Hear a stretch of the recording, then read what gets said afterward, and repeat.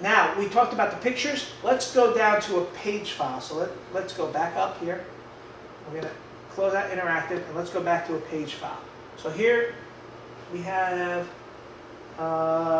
worker bees. If I double click on this, what you're going to notice is a new file was added to our desktop here, and it's got honeybees. So if I wanted to maneuver or move this honeybee, I can't. I cannot select it. That's because this is a page file. And here's an important distinction. Page files, the elements of that page cannot be maneuvered. We could write on that page, we could affect change that way, but we cannot move an element from this page compared to the way that we could manipulate a picture or we could manipulate a background. So keep that in mind, the very huge difference between a picture and a page. Okay.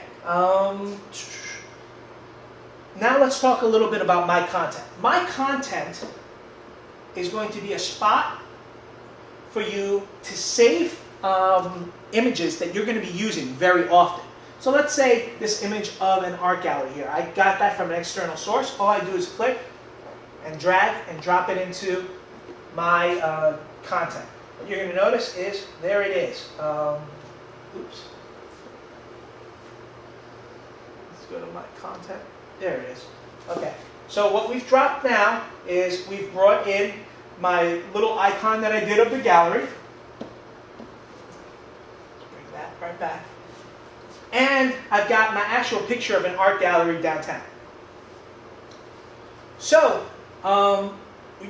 inside of my content, you can put things that you plan on using pretty often, and that also allows you to create a library for future use for colleagues. So, regarding maybe some sort of standardization inside of a department. If you have a new person coming into a department and the department chair happens to have volumes of galleries of images that they use, well, they can go ahead and they can save them here and then give them to the new person coming in to be able to standardize for that department what it is that the students will see. And let's actually talk about how that process occurs. Inside a gallery, inside of my content, you would right-click.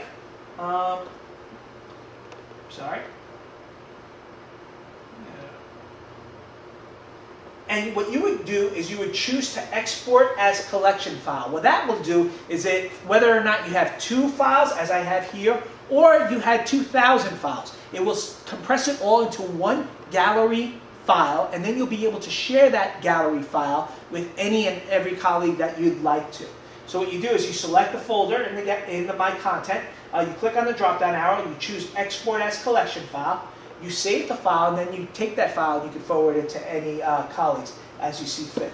All right. So that's the Gallery tab in a nutshell. What I'm going to tell you about the Gallery tab is you really have to take the time out and play with it. And you'll find things that you can practically apply to your lessons. And you'll find other things that probably don't make sense with your lessons. Okay. Now, the next tab is our Attachments tab. The Attachments tab, this is going to be a spot for you to put files or hyperlinks that you use very often. So what you'll notice is I have a couple of instructions here. I have a room matrix. I have a hyperlink to the Smart website. And if we put that in there, and if I double click on the icon, there it goes. You'll notice a direct link to our Smart website. I'm going to go ahead and I'm going to close this out. I'm going to minimize this. Okay. I don't want to change the text. Now let's talk about how to actually add a hyperlink. You go to Insert, you choose Insert Hyperlink. Now what you do is you go ahead and you go to a website, which happens to have one right here, and we right-click, choose the right-click option, choose Copy. We go back to my Smartboard training. I choose my right-click option. Choose my right-click option.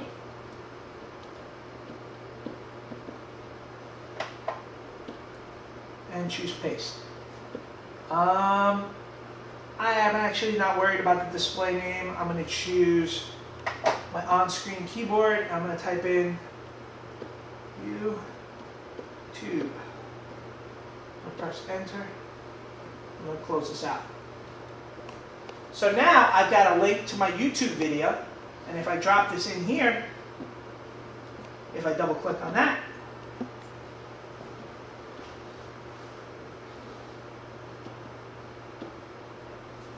you'll see my YouTube video on future of technology. And I'll start up in a sec. We all know YouTube, and it could take its time when it likes. There we go. Easy integration of some web-based or a personal file that you have directly into your presentation. That's the key behind this. I'm going to go ahead and I'm going to pause this. I'm going to minimize.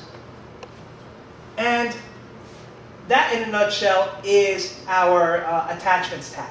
You're only limited by the software that you have on your computer as per the attachment. So as long as you have a PDF reader, you can attach a PDF file. As long as you have PowerPoint, Excel, Word, you can attach all those type of files. So that's the only limitation that you have.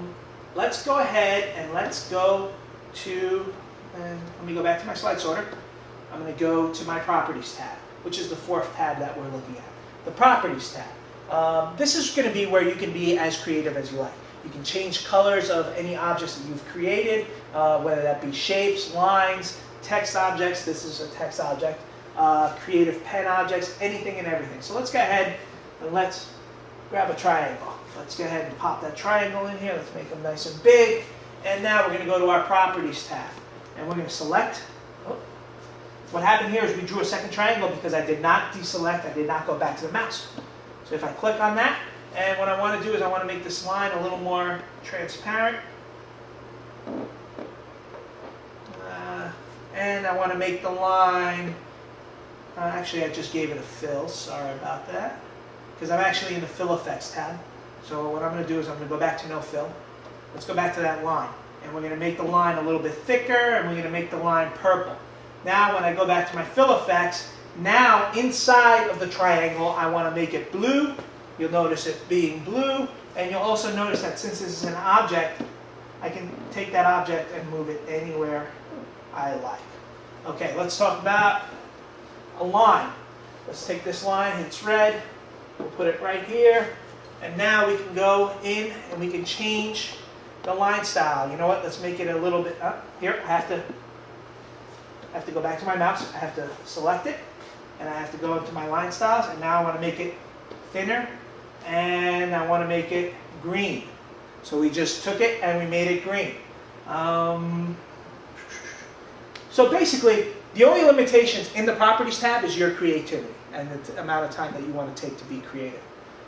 So last but not least is I just want to do a little bit of a review, and let's make sure that I make sure that we take care of all the things that I wanted to meet with. And the first question is, what are the 4 tabs in the Notebook software? Well, the 4 tabs in the Notebook software are your Page Sorter tab, your Gallery tab, your Attachments tab, and your Properties tab. Number 2, how do we move an object from one notebook page to another? Well, let's take a look. Here we've got this triangle that we drew. I want to take that triangle and I want to put it into page 6. If I go to page 6, there's my triangle. You can do that from any slide at any time, any object that you've taken. The only place you wouldn't be able to do that is a page slide, because again, you can't manipulate the things separately inside of a page slide. All right. Number 3, how do I add a blank page to your Notebook software? We talked about there being 4 options for adding a blank page. We talked about the icon right down here, and the same line with your tabs, the white piece of paper with the plus sign. We talked about the Notebook toolbar, the white piece of paper with the plus sign. We talked about the insert option, the, where is it, blank page right on top. We talked about the page thumbnail drop-down menu, insert blank page. So those are your 4 options for adding a blank page. Number 4, why would you change the location of the tabs or the Notebook toolbar in the Notebook software? Well, if you had a taller person, you wouldn't want the Notebook toolbar on the bottom, you'd want it on the top. If you had a short person, you'd want it on the bottom. Left-handed person, you're probably going to want your tabs on your left-hand side. Right-handed person, probably going to want your tabs on your right-hand side. And last but not least, why would you use the attachment tab? Again, the attachment tab would be a great place for you to keep things that you plan on using on a daily basis, or files that you're going to require for that presentation. And that basically meets our review. What I want to do now is thank you for taking time out of your schedules for evaluating this video, and please feel free to send forward any feedback that you have. Thank you. Have a good night.